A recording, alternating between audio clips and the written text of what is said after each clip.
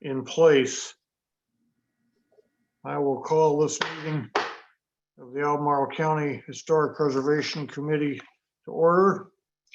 This meeting is being held pursuant to and in compliance with ordinance number 20A-14, an ordinance to ensure the continuity of government during the COVID-19 disaster.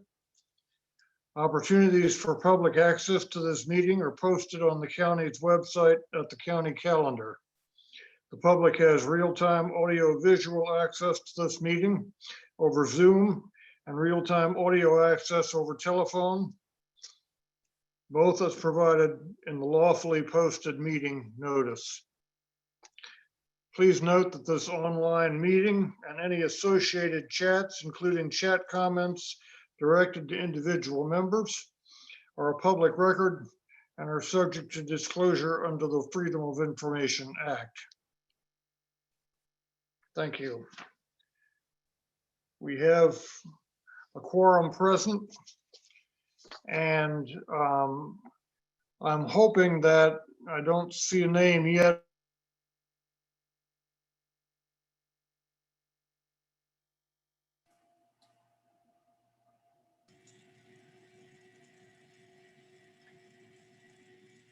Was I muted for all of that? For part of it. Maybe I should start again. Jared, when you started to say you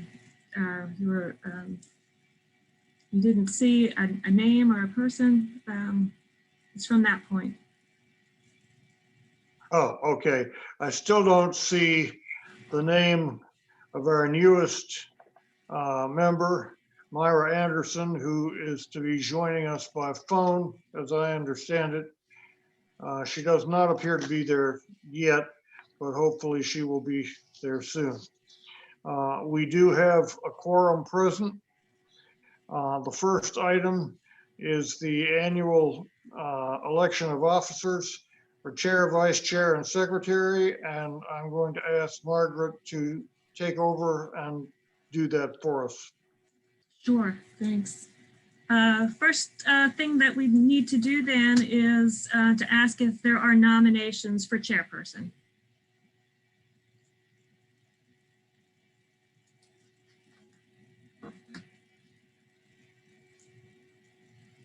Does anybody have? I can't remember if I'm a member or a I think I'm a liaison, so otherwise I'll nominate Jared.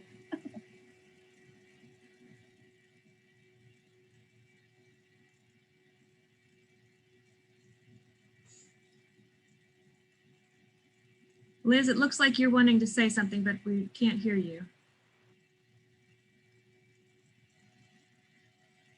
Sorry, I forgot I'm calling in for reasons that aren't important.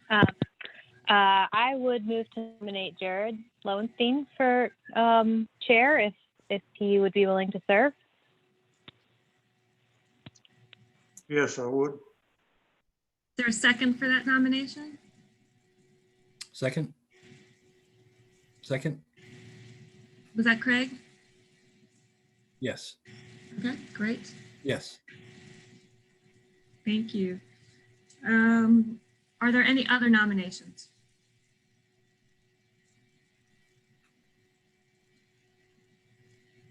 Looks like none. I think then we can move to a vote for Jared as chair for the coming year.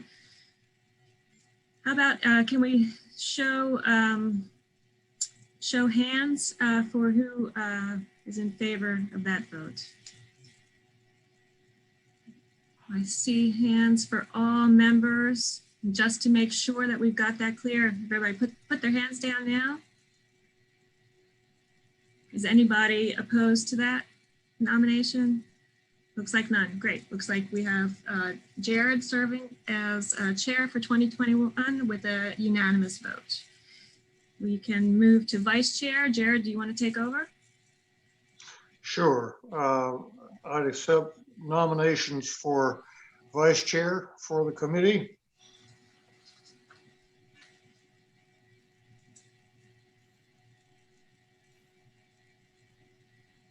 Ed? I nominate Ross Stevens as vice chair. Is there a second?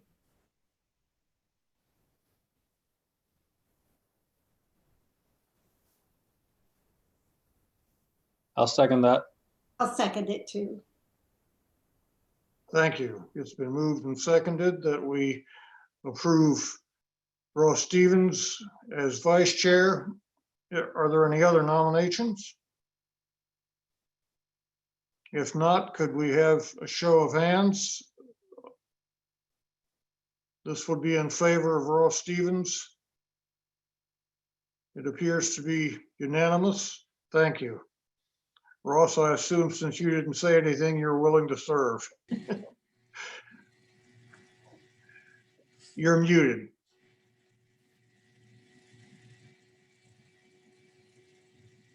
Yes, I am. Thank you. Thank you. And for secretary, I'm prepared to accept nominations.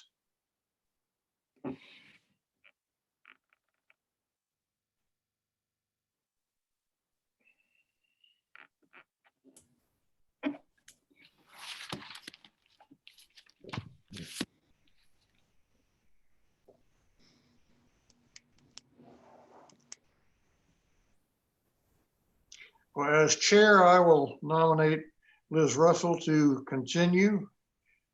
As secretary, is there a second? Second. Thank you, Betsy. Second. Liz, I assume you're willing to serve?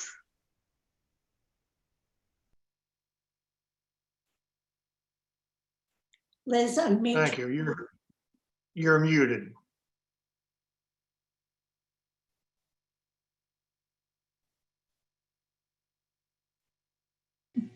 Okay. That's a hand signal that says she's willing to continue. Are there any other nominees? If not, may we have a show of hands for Liz as continuing secretary?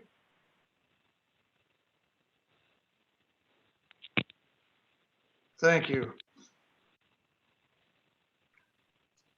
We do have a quorum present. I think I may have mentioned that previously. We now have to adopt the rules of procedure for the committee for 2021. And you received these in your email. Thank you for sending those. I wanted to point out under item 2C, which is the meetings item, 2C concerns attendance at meetings.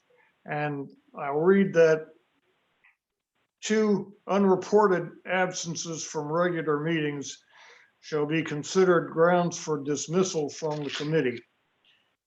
And I point that out because it's frequently overlooked, and I don't want us to continue to overlook that. It makes it very difficult for us when we don't know whether someone is going to be present or not. So if you can't be present, please notify Margaret or Chris or me in advance.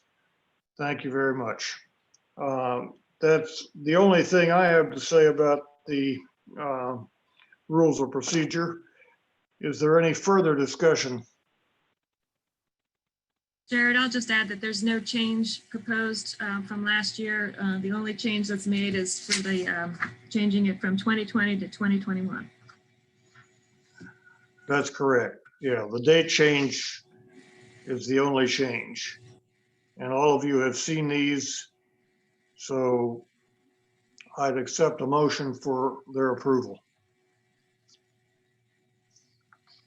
So move. Thank you. Is there a second? Second. Thank you. It's been moved and seconded that we approve the rules of procedure for this committee for the year 2021. All in favor, raise your hands. Opposed? Thank you. Those rules of procedure are approved. Jared, can I I'd interrupt? also like, I'm sorry. Yes. I failed to add as a separate item, just confirming the meeting date and time for 2021. There was no proposed change, so we would be continuing to meet beginning at 4:30 on the fourth Monday of each month. That's fine. Very good. Thank you. I'd like to move the approval of minutes from the end of the agenda to the next point, so that we can take care of that while we know we have a quorum present. I know there are a couple of people who may be leaving early. So may we have a motion to approve the minutes of our last meeting, which was November, since we didn't have one last month. Are there any changes or additions to those? If not, could I have a motion to approve?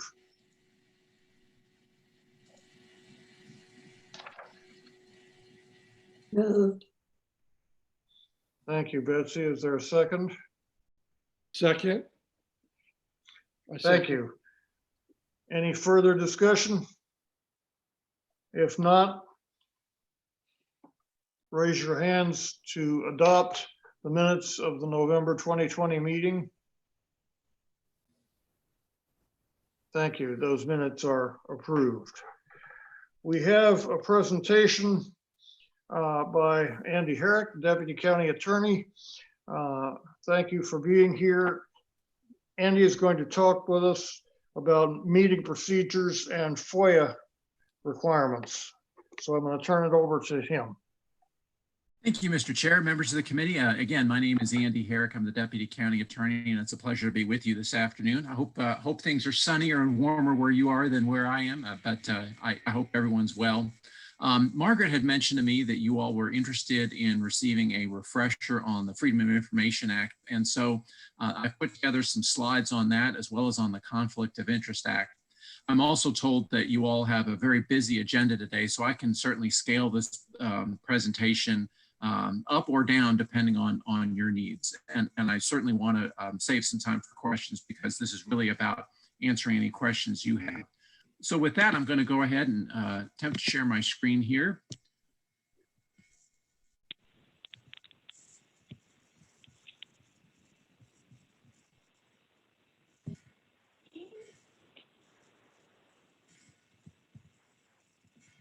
There we go. So again, the topics that I was intending to cover today, and again, I'm happy to answer any questions you might have as we go as well. The Freedom of Information Act, specifically as it applies to meetings, as well as the Conflicts of Interest Act. So the basic purpose of the Freedom of Information Act is it requires that meetings of public bodies be public. And the reason for that is stated right in the act itself, that the affairs of government are not intended to be conducted in an atmosphere of secrecy, since at all times the public is to be the beneficiary of any action taken at any level of government. That language is actually right in the act itself, and it's a good reminder to all of us that really the meetings are to be open, because the whole purpose of these meetings is to benefit the public.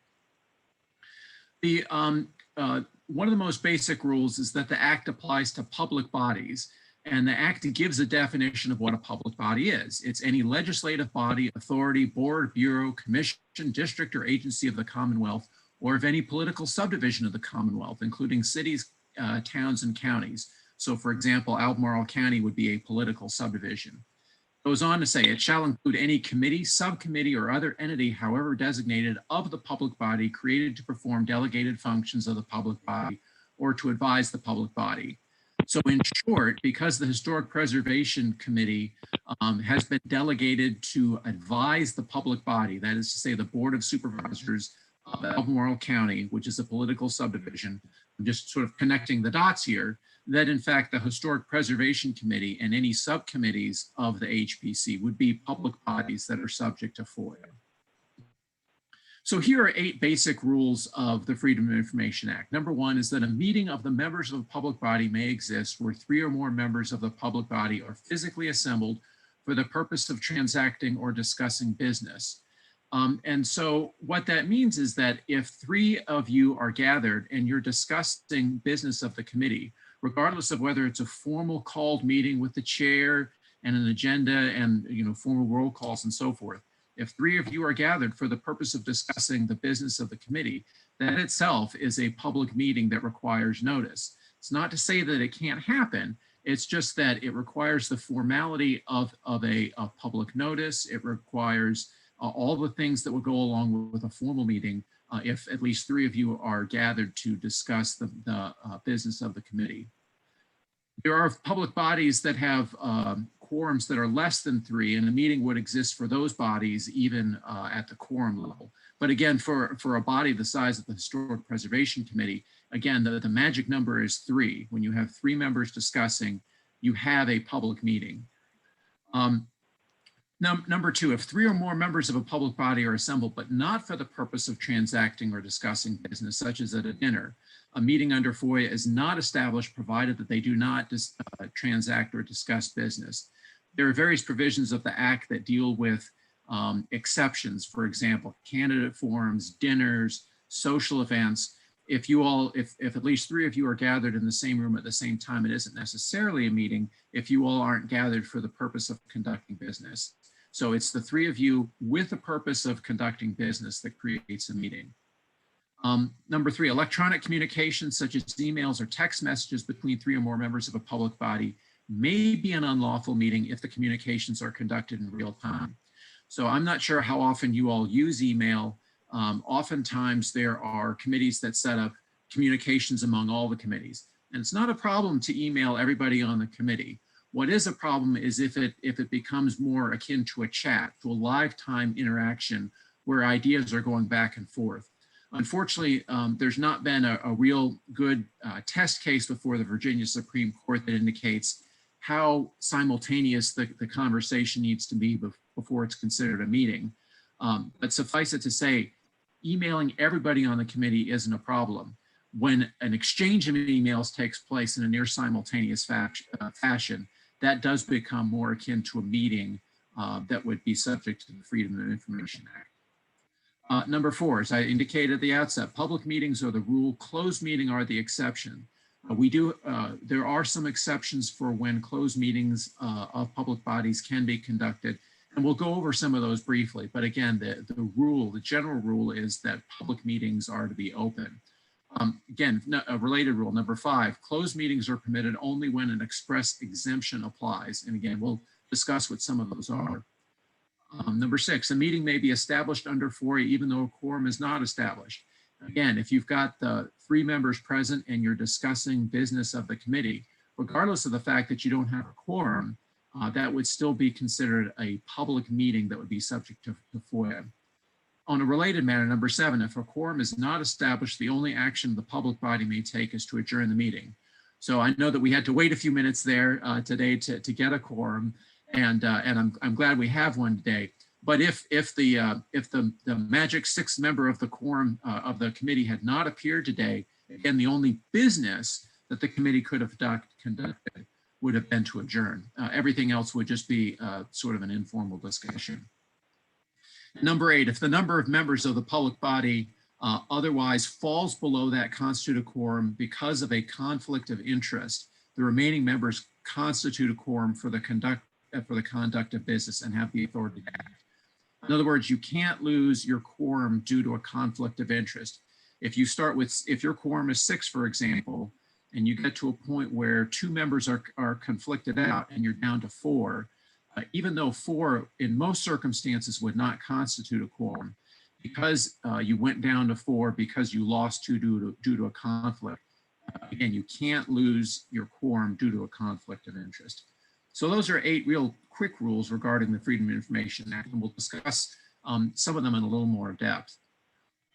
So here's a little more detailed discussion of what constitutes a meeting and what doesn't constitute a meeting under FOIA. Any gathering outside of a regular or special meeting will be a meeting if 3 or more members assemble for the purpose of discussing or transacting business. And also, when members of a public body composed or are members of a committee, their gathering may be a meeting under FOIA, even when the committee is composed of only 2 members of the public body. So there's a very important distinction between committees and subcommittees and full committees. And that is that when any committee or subcommittee of the larger Historic Preservation Committee has been established. If there's been a formal delegation and a formal appointment of subcommittees, those subcommittees themselves become public bodies that are subject to the Freedom of Information Act. Now, I realize that that's probably not welcome news because a lot of folks like the idea of, well, we're just going to delegate our authority and make it such that the entire committee doesn't have to discuss all the business all the time. Maybe we can have certain subcommittees handle certain items of business. And there's nothing inherently wrong with that, except that there's not an advantage in terms of waiving formality. Even subcommittees of the Historic Preservation Committees themselves would still be public bodies, would still be subject to the Freedom of Information Act, minutes, public notice, etc. There are gatherings that are not meetings under FOIA. And again, as we've discussed, if the purpose of the gathering is not to discuss or transact public business, and the gathering or attendance is not called or prearranged for either of those purposes, the gathering is not a meeting under FOIA. I wanted to talk briefly about remote participation. This is remote participation is virtual participation or electronic participation. These are the rules that existed prior to COVID. So the default state law prior to COVID is that limited remote participation is allowed. So in other words, even in pre-COVID times, state law did allow for people to phone in or video in, but only under very limited circumstances. The public body must have adopted a written policy allowing for and governing the electronic participation. A quorum of the public body must be assembled in one primary or central meeting location. The public body must make arrangements for the voice of the remote participant to be heard by all persons at the primary or central meeting location. Those are the prerequisites for allowing remote participation. Even then, on or before the day of the meeting, the remote member must have notified the chair that they were unable to attend the meeting due to a temporary or permanent disability or other medical condition, or that the remote member was unable to attend due to a specifically identified personal matter, and that even that is limited to twice per calendar year. So again, under the pre-COVID rules, you could participate remotely, but only if there were rules setting up in advance, only if you alerted the chair in advance, and even then you only were allowed 2 of those remote participations a year. So you may ask, how can we all be doing what we've been doing then for the last 10 months, which is having these Zoom calls? And that is that there's a special provision in the Virginia Code that allows for continuity of government. And in fact, Albemarle County has adopted such a continuity of government ordinance in response to the COVID-19 disaster.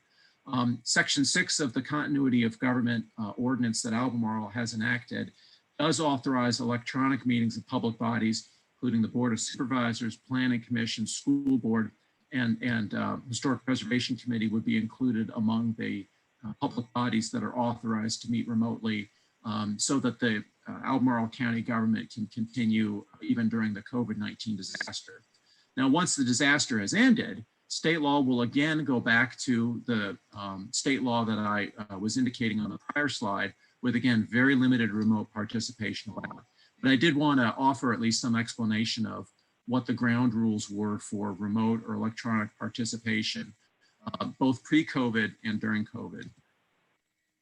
So closed meetings are allowed, but only under specified circumstances. A closed meeting is a meeting from which the public is excluded.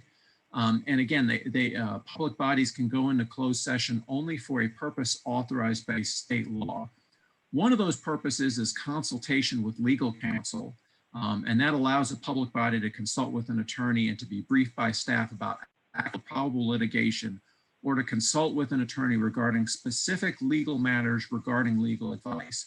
So just because there's an attorney in the room doesn't necessarily mean, okay, we have free reign to go into closed session. It has to be for consultation with legal counsel about specific issues regarding legal advice. And although the public body may reach consensus in a closed meeting, the body may only take formal action once you've gone back out into open session. I don't imagine that there'll be very many occasions on which the Historic Preservation Committee would go into closed session. Again, some of the main reasons that you would see, for example, a Board of Supervisors go in would be to discuss a personnel issue, talk about personnel, or to consult with legal counsel. Again, and it's not just a matter of consulting with an attorney, it's consulting with legal counsel about specific legal issues. I have here a couple slides about the rules of procedure. I know that you all just adopted your rules of procedure. It's a good idea, and so I'm glad that you all do have rules of procedure.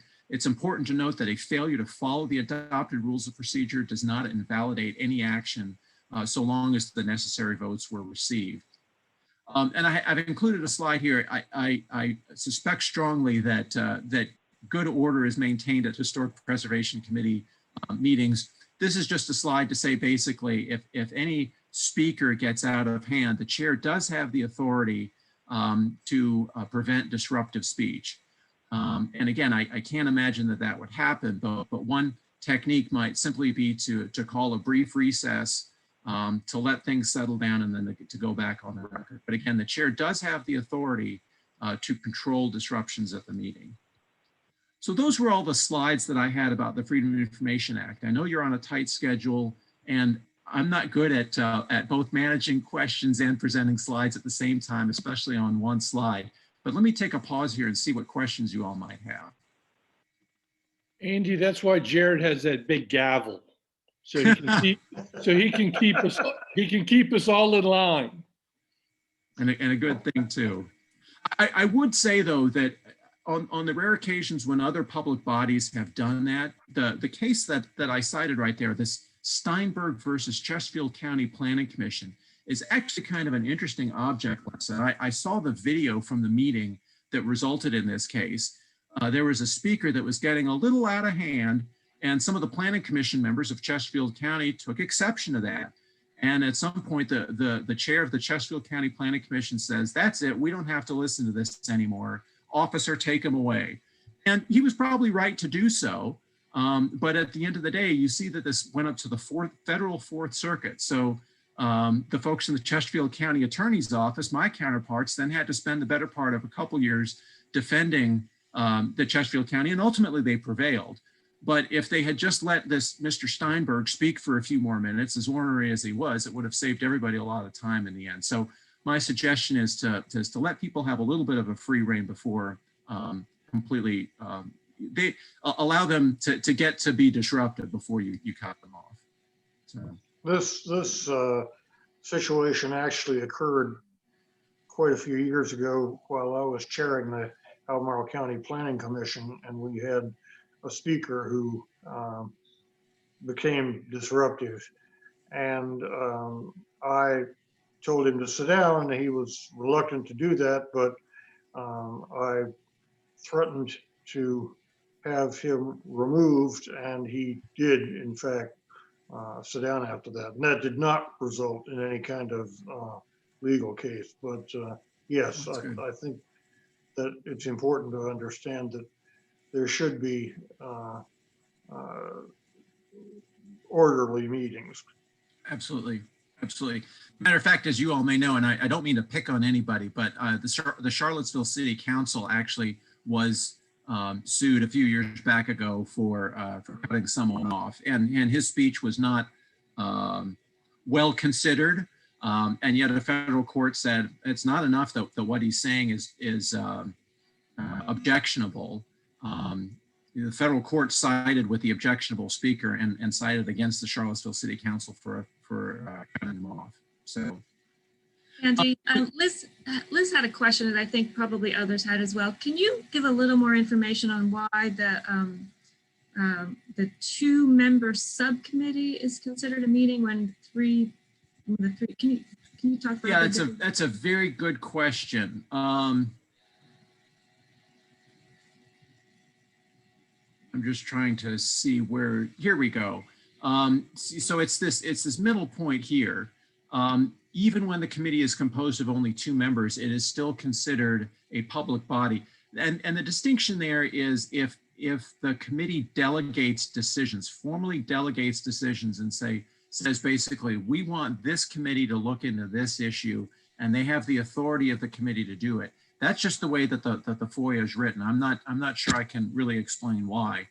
I think one alternative to that would be if the committee is interested in delegating decisions, it might be better to have an informal work group, or it might be better to have just even better yet, a single individual that says, committee member so-and-so, I know that this is a particular interest of you. Could you do some homework for us and report back to us at our next meeting? That is probably a better alternative to the extent that there are concerns about having to call formal meetings, give public notice, and so forth. Is there a distinction between delegating authority or decision-making and asking a few people to get together and work on something? There's not a direct fine line. I would avoid going there. I think the better practice is simply to ask a single person to do it and then to report back. Okay. Oh, thank you. Other questions? It looked as though on my screen, and again, I'm having trouble juggling chat comments and the presentation at the same time. Were there any other comments or questions? I'm happy to move on to the conflict of interest slides if there's interest, or I can certainly wrap up if you all are ready to move on to the rest of your agenda. We've got a little bit of time. If it wouldn't take you too long to do that, Okay. I think we could. So we'll spend about 5 minutes on the conflict of interest. There aren't as many of these Okay. slides as there were for Freedom of Information Act. The purpose of the Conflict of Interest Act is to assure citizens that the judgment of public officers and employees will not be compromised or affected by inappropriate conflicts. And in land use matter, a conflict of interest arises if an officer or employee has a personal interest in a transaction before the public body. So one of the misconceptions that I would want to clear up is that for the most part, a personal interest in a transaction deals with financial interests. It's usually not enough to be the member of a civic club or to go to the same church or synagogue as somebody that's appearing before the committee. That's not enough to create a disqualification. What is enough to create disqualification is if there's a shared financial interest in matters that come before the committee. And here are the basic criteria that are spelled out in the law. That an officer or employee has a personal interest, or if he or she has a member of his or her immediate family with a $5,000 interest or a 3% equity interest in a business or a property. And there's a definition of immediate family member there. It's a spouse or any other person who resides in the same house and who is a dependent. So if you or your spouse or a dependent living with you either owns at least a 3% equity interest in a business that is coming before the committee, or gets paid at least $5,000 by someone that's coming before the committee, there is a personal interest or a financial interest in the applicant.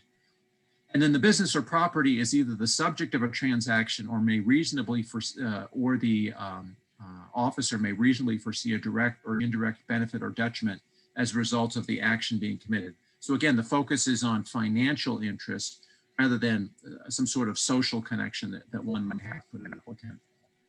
And then even then, when there is that sort of financial interest, if it affects a lot of people, there may not necessarily be a disqualification. So if someone is coming before the committee and the outcome of the committee's decision affects the entire community, if you know more or less affected by the decision of the committee than the public at large, then there's really not a need for disclosure or disqualification. I'm sort of going from the bottom up on this slide.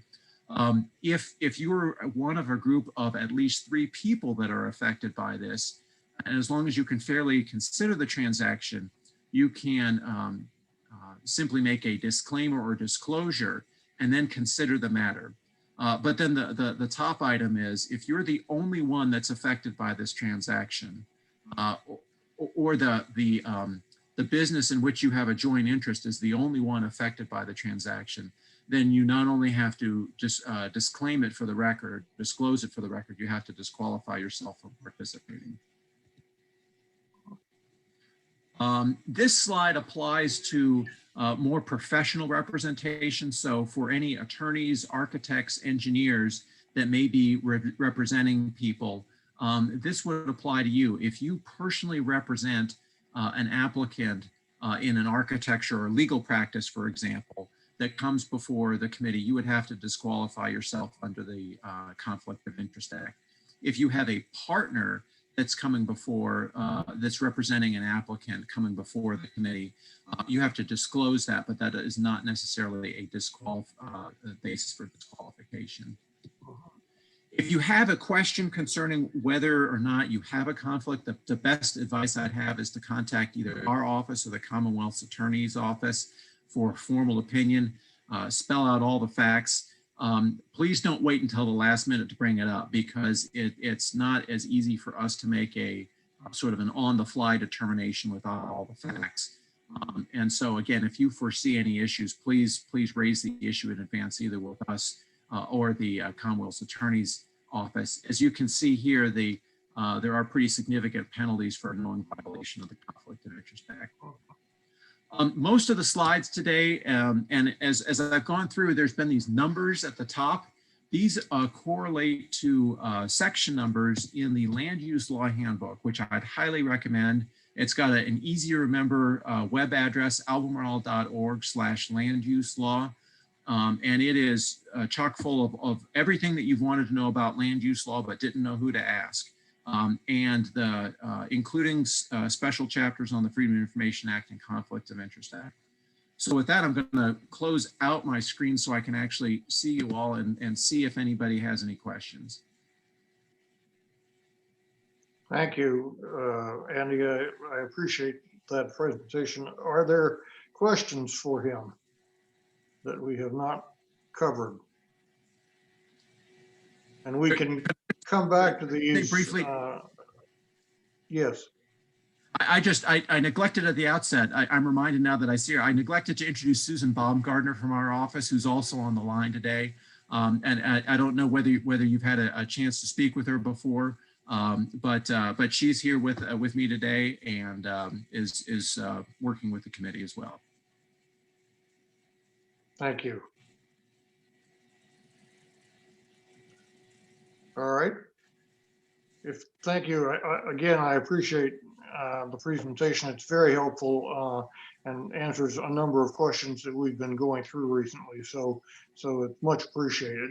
And I would add that looking up the land use law text from the county webpage is definitely a good idea. Thank you. Thank you for the invitation. It's a pleasure to see you all. And if you have any questions, feel free to email us. I'm happy to speak with you one-on-one about questions you might have. And thanks very much. If you all don't have anything else for me, I will sign off for the evening. Thank you. Thank you all. Thank you. Moving ahead rather quickly, we have about 30 minutes left. The next information item is the Scrooby property for Verizon Wireless, and I think we have a staff report. Margaret, do you want to briefly go over that? Yes, I am trying to share my screen. Are you able to see my slide? Yep. Great. Let me make one more adjustment here. Okay. So I think this will take about 5 minutes. I can do this pretty quickly. The county has a special use permit application under review. It's for a new cell tower. It's to be installed on the property at tax map 54, parcel 72A. And that property is located just south of the interstate and just east of Greenwood Station Road. I'll note that representatives of the applicant for this proposal have joined us at today's meeting, and Chris Perez, the lead planner for the special use permit, is with us as well. And both Chris Taggart and I have been working on this application. The site is located within the Greenwood-Acton National Register Historic District, and it's also near some historic resources that are individually listed in the national and state registers. Don't panic when you see this slide. I'm not going to read all these words, but this is just for reference, and it's to note that county code sets out the requirements for this type of proposal. And in the definitions section, it classifies 3 types of what we call cell towers, but what are technically personal wireless service facilities. We don't have time to go into all the complete detail on this today. I'm really going to simplify things here. If the committee is wanting in-depth training session on this, we can try and schedule that for another time. But for now, let me just simplify saying that a tier 1 tower is a facility that is located within a building. A tier 2 tower is a treetop facility that is not in an avoidance area. And a tier 3 tower is anything that doesn't fit into those first two categories. A treetop facility, and I apologize for this photo, it did not blow up well. A treetop facility is a pole, basically, that's no more than 10 feet taller than the tallest tree within 25 feet of the pole. And an avoidance area is an area of significant resources in which a cell tower could result in negative impacts. The code defines a number of avoidance areas. A historic district is one of them. So the tower that's the subject of this presentation falls in the tier 3 category because it lies within the Greenwood Acton Historic District. More specifically, the proposal is to install a 94-foot tall monopole. It will be approximately 38 feet from the I-64 right-of-way and approximately the same distance from Greenwood Station Road. And the reference tree is a pine tree, a 14-inch diameter pine tree at 83 feet tall. In addition to that 94-foot pole, the proposal includes various ground equipment, a fence around the compound, antennas attached to the pole, and the removal of 9 trees. A balloon test was held on January 11th of this year. This slide is a very, very rough markup showing the locations from which the balloon was visible. So please understand that the scale of this map doesn't allow for exact locations of visibility. The orange highlighting and the orange cross-hatching represent just general locations from which we could view the balloon. Because the balloon was visible within the historic district and from individually listed properties, and because that visibility could have a negative impact on the historic district, Supervisor Malik has to have this item placed on today's agenda so that you could be informed about the proposal. So this is an information item, but there's no specific action required from you. I have a few representative photos that I'm going to share with you from that balloon test. This is one that is taken right at the site with the balloon raised in that wooded area. This is from Greenwood Station Road at the entrance to the property. This is a view on the other side of the site. It's from Greenwood Station Road over I-64. And the balloon is up in this photo, but it is hidden behind the trees. These are views of the balloon from I-64 westbound. When I viewed the balloon from I-64, it was seen within the wooded area. This is a view from the house, the main house at 7 Oaks. Obviously, this is a zoomed in photo. This is from the 7 Oaks property from the tasting room. And I'm sure you're not able to see that balloon in your on your screens, but we've got the arrow there pointing down to it. This is also from the 7 Oaks property from the vineyard. The balloon is easier to see in that view. These photos are from the Mirador property. The one on the left is zoomed in. This is also the Mirador property within Greenwood Road.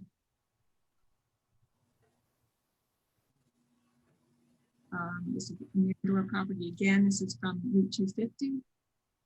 Again, the photo on the left is zoomed in. And I'll just note here that although you do have this visibility that we've just seen at the Mirador property, the balloon was not visible from the main house at Mirador.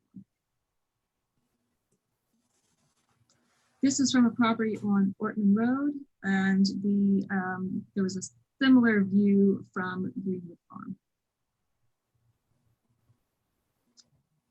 And finally, I'll just note that DHR's review of the proposal is ongoing. They've requested photo simulations, which are currently in production. Also, next steps in this process, there is a community meeting on this topic tonight.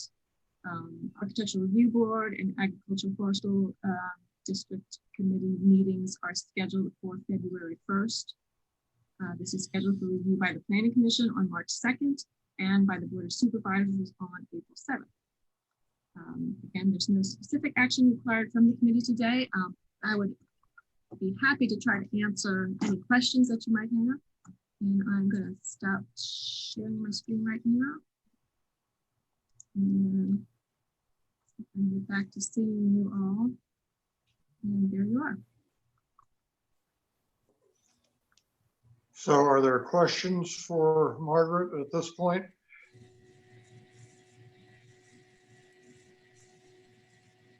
You guys hear me? Based Can you on hear me the- now?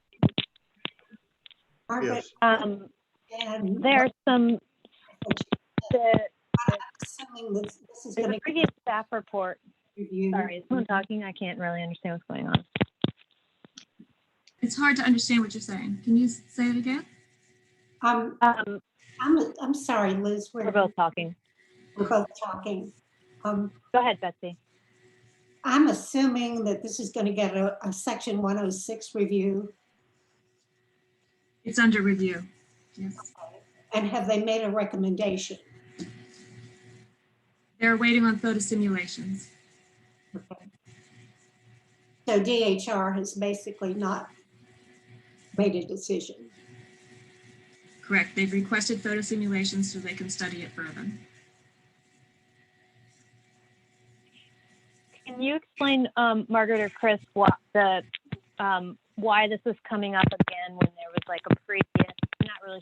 I haven't followed all the meeting materials, but there was like a letter that initially said something about the balloon test, and now you know, Chris's comments. I'm sorry, my computer just died, so my video went out. But I think I understand what you're asking. yeah, like There had been a previous balloon test last year. As a result of that, it was discovered that that balloon was not flown at the right height. And so changes were made to the proposal. okay. Yeah, I think there was some and we, confusion on the applicant's part on how tall the tree was. Also, when that first test went through, they had mismeasured the tree. and we will, we'll assume that DHR will get back with a decision on their part before the Planning Commission and the board need to take action on this.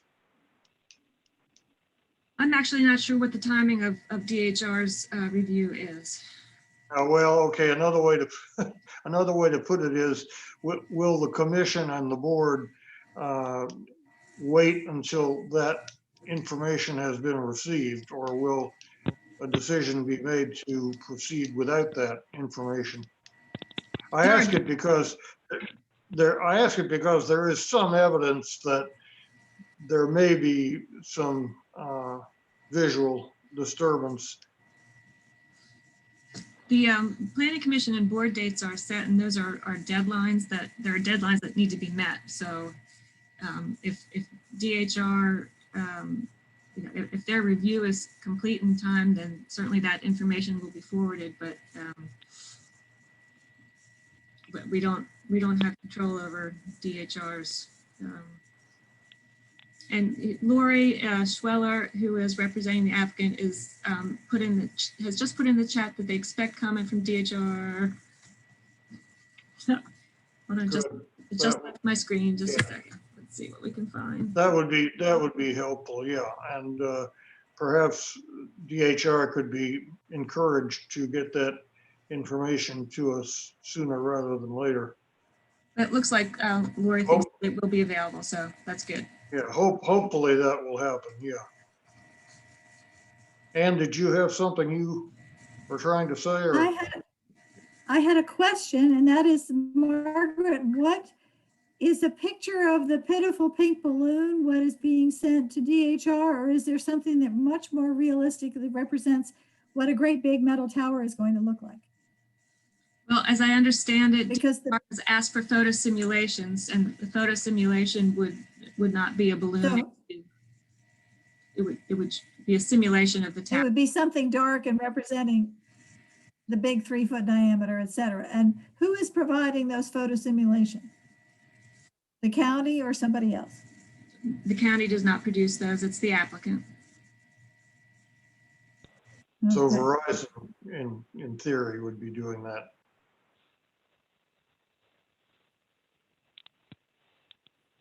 Will those All also right. be sent to the county for the file? Yes, we get copies of the photo sims, and I'll be utilizing that in my staff report to the Planning Commission and for my review and analysis of the proposal.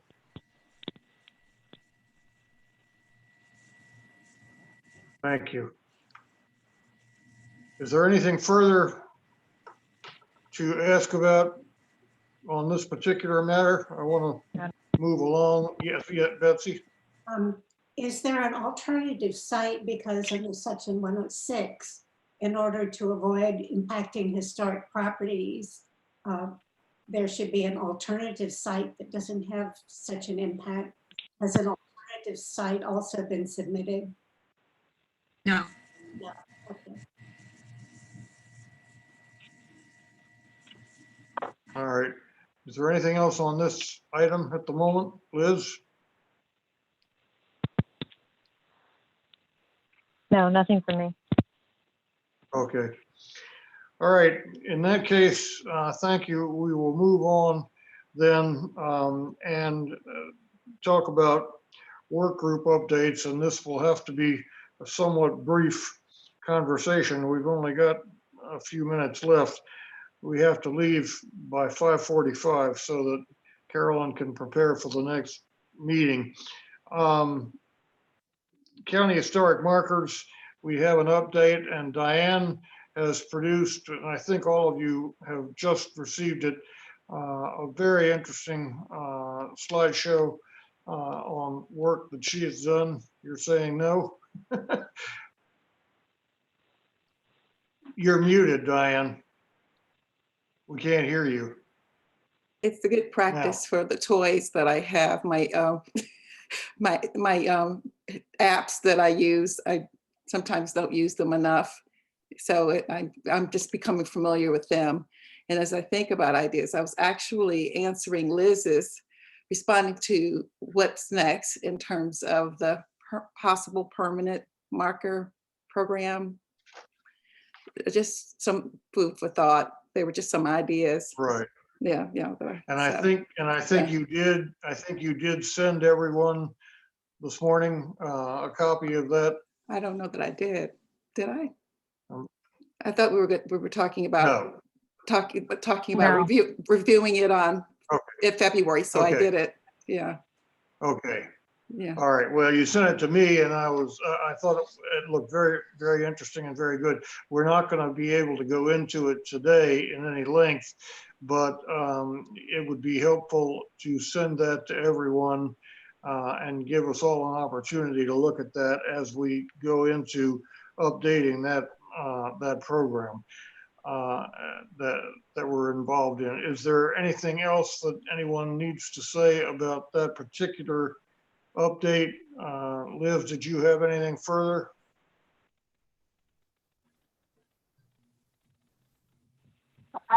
I'm not familiar with the long-term presentation, but I can give an update on sort of what we're looking at in the short term, if that's helpful. Okay, sure. Well, as the committee may know, the text for the Virginia Lee Murray marker was approved by DHR, or at least the topic. Recently, it came back from the Office of Equity and Inclusion that we needed to shorten the word count a little bit. So we worked quickly to turn around a slightly abbreviated, just cut it down to like, I want to say 820 words, and that includes characters. So we're talking real limited ability to tell a very comprehensive story. But the idea of the markers is that it leads people to want to know more about these things within our county. So right now, I'll just remind everyone that the challenge and sort of task presented by the Board of Supervisors and administered under OEI, under the Community Remembrance Project, is to have 5 markers installed, and we'd like to have them installed by the end of this year, to 5 markers to better reflect the stories of women and people of color in the county. We have 2 approved markers in the works. There's the Albemarle Training School, which was sort of a project done out of OEI. And then there's, of course, the Virginia Lee Murray marker that this committee has presented. Due to the time constraints, I think we need to, as a both subcommittee and committee, focus in the next month or so to finalize and get in the, I guess, sort of approval queue our 3 remaining markers. And I have some, thoughts on how we do that, but I'm not ready to necessarily, ask for a vote just yet. But, I just want to remind those that are on the call that we have a condensed timeline to meet the very specific goal presented by Board of Supervisors that does have, I believe, funding behind it. And then, in a second track, maybe at the same time, but sort of separately, we should be exploring and developing thoughts around a more permanent local marker program that could live within the Historic Preservation Committee possibly, and we would have to pitch that proposal to the Board of Supervisors if we were seeking funding for it. The likelihood of that program could be, a reflection of how successful we can as a committee be with the 5 marker task. So it's a challenge, and, we've had a lot of success working in our subcommittee and hope we can just continue making strides forward. Thank Can't hear you. you guys, so I'm sorry. It's an important thing, and I appreciate the work that you and others in the subcommittee have done about this. And next month, we can put on the agenda a much longer discussion of this topic, including Great, we'll be ready for it. Diane's presentation and the things that you've mentioned as well. Thank you. Demolition and documentation. We got a report, and that included some photographs. Were there any questions about that? I know that we did document Garth House. We documented both Garth House and Pleasant View, which is on Free Union Road. Right. One was Right. 20, the other was a 1780 building. Ross Stevens and I. Right. And we appreciate that. And it's important to note, I think, that that information will be in the minutes, but it's important to note that all of that documentation always goes into the county records and is maintained there. I think you had a question about that, Ed, and it's important to realize that we are, in fact, keeping that information carefully, and it's something that very definitely needs to be done. Real estate letters. There have been some additional real estate letters that have gone out. Excuse me. I'm sorry, Jared. We did have one. Yes. On January the 5th, Craig Jacobs and I, at the request of the Albemarle County Historical Society, met with in Howardsville. Do you want that briefly? Or? That's right. Yeah, in Howardsville, we met with citizens there, and we met also with the people of the Masonic Lodge. The Masonic Lodge dates to 1846, and the Howardsville Church at 1840s. We did measuring and mostly photographs there, but beautiful interiors by an itinerant painter inside the Masonic Lodge. I think I've sent everyone pictures of all of those. But anyway, just for the minutes, we did do that. We sent a yes, exactly. For the minutes, that should be there. What might And, Right. and Okay. again, all of that information will be kept by the county also. Okay.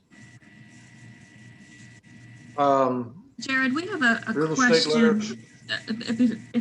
If I could just, we have a question about a demo permit that we've gotten recently. Chris, do you have that, that map up? There's some confusion. Yes. The address is given as 8745 Chestnut Grove. Does that sound familiar to anybody? Is anybody, I don't know if you can you zoom out maybe a little bit to show a little more context where we are?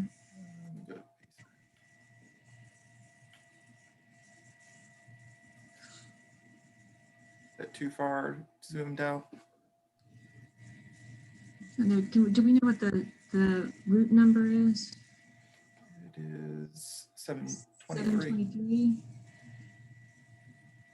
Does that area look familiar to anyone?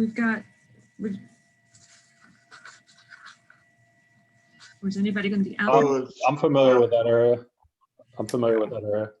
There's an issue. So it's southwest of Esmont. It's between Esmont and Howardsville. Oh, okay, okay. I'm not familiar with the place itself. Can you describe what the confusion is?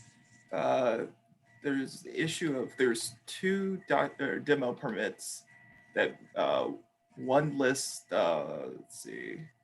one lists this 8730 as the address, and then there's two homes on this particular parcel, and it didn't submit it for another demo permit. The only house in question would be this 8745, which is also listed one of the demo permits as the main address, but there's confusion of two addresses being listed. So Two different owners too, it looks like. yeah. So the main question of if this particular home needs to be documented, and then we could sign off on the permit.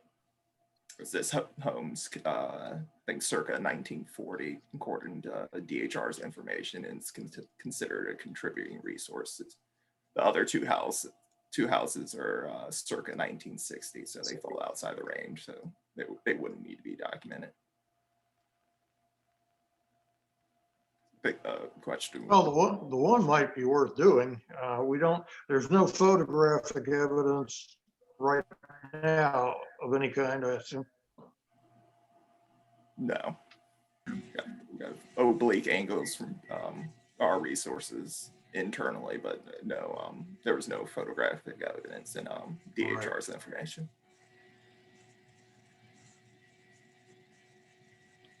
I'm not for Ed, are you familiar with this place? I can't figure out where it is. Me. Oh, Can you there. still see my screen?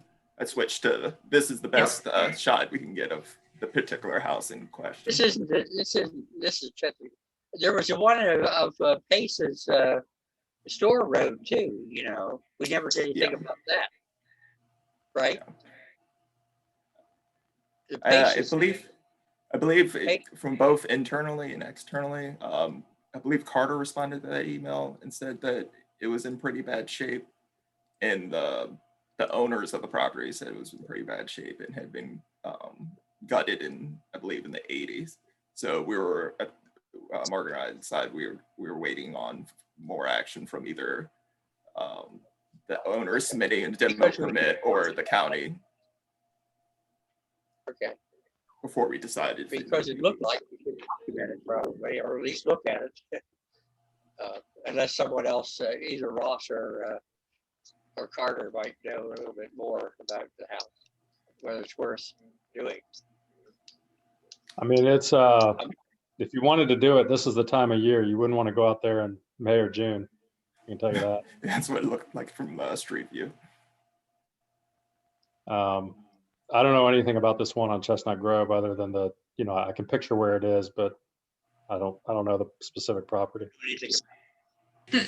Part of the problem with this one, the one that's illustrated here, is that the the applicant is not, we can't reach the applicant to ask Yeah. for permission. So So, even if it's just a drive-by to get exterior. Yeah. So there's a chance we wouldn't be able to get permission to document it anyway, is that, yeah.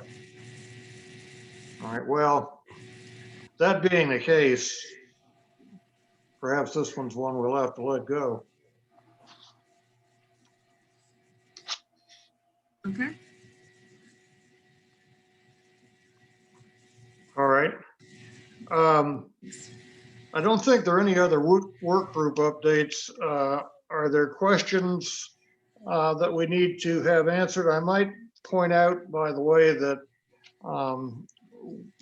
we got a letter from a woman named Jennifer Grover asking if we had any information about a building she could purchase, either to restore it where it's located or to move to another location.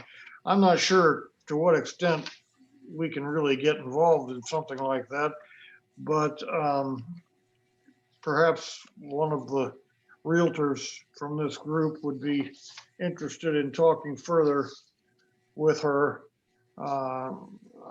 if that's a possibility, or if someone is interested in that, I would encourage you to pursue it. Beyond that, I'm not sure this is something that we can really do or should be doing. Carter, why don't I give you a call tomorrow? We can discuss it together if you'd like.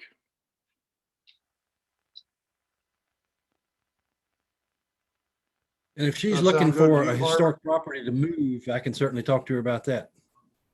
Absolutely, yeah. Save a home. Absolutely. You Yeah. can move Garth Road tomorrow. Yeah. You can move that tomorrow. Yeah. That's right.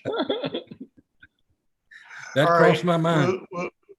Would you all get in touch with Margaret and see if there's a solution that can be worked out for Ms. Grover? That might be helpful. It's always nice to have somebody who's actually looking to do something with an historic property. Anne?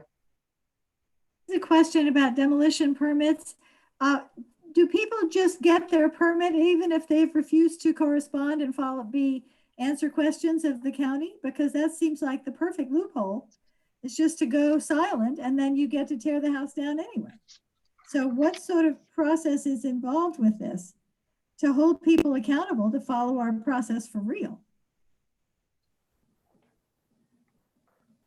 Well, the permit won't be issued until the required approvals are obtained, but our request to access the property for the Historic Preservation Committee is not a requirement of the permit, unfortunately. But All right. it seems to me that Um, if we've got an applicant who's not answering, who has a voice mailbox that's full, that might be one of the property owners that doesn't wait for the approved permit. Yeah, that's possible, definitely. All right, we really need to close this down at this point. If there's anything else, quickly let me know. Otherwise, I'm going to adjourn this meeting until next month. Thank you. We stand adjourned. I appreciate everyone's input. Thank you.